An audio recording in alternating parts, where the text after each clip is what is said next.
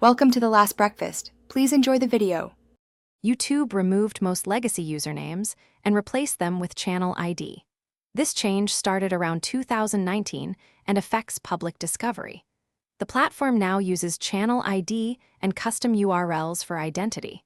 A channel can still have a visible custom URL that looks like a username. That custom URL is the only reliable public method to read a username-like string.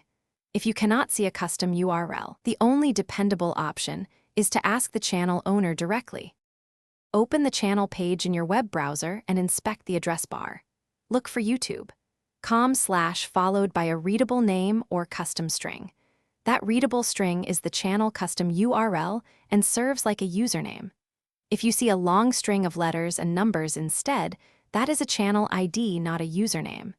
Many channels will not have a custom URL and therefore do not publicly expose a username. In that case, you must ask the owner directly for their preferred username. Sign into YouTube Studio using the Google account that owns the channel. Then open Customization and select the Basic Info tab to view URL details.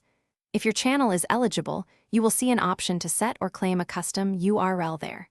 Eligibility often requires 100 subscribers, an uploaded channel icon, and channel age requirements.